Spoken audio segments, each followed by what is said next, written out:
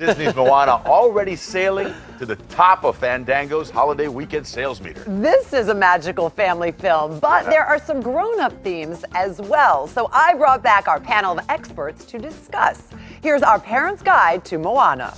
Moana is a 16-year-old Pacific Islander who is preparing to take over the role of chief of her village.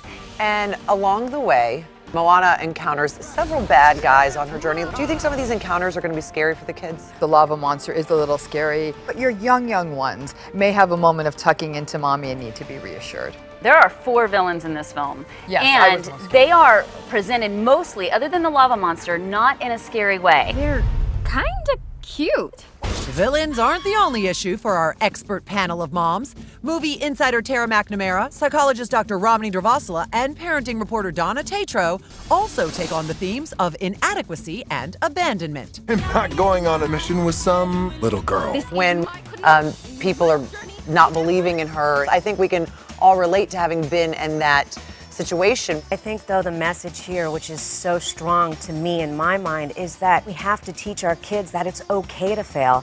If you don't know how to fail, you will never be able to succeed and move toward what you need to achieve.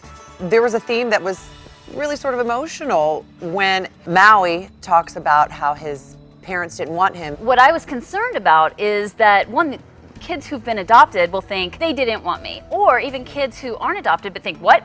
Your mother and father might throw you away? Yeah, I mean, I think it is that idea that a child could be sort of summarily abandoned and left. I mean, that is every child's fear. But that said, he became a demigod outside of a rough beginning. I think there's more than a few kids that can say, I might have had a rough start, but things may end up being okay.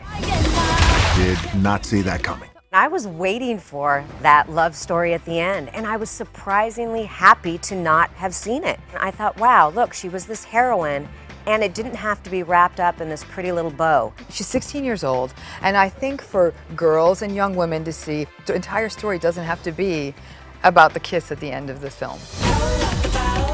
Yes, girl power all the way. All the way.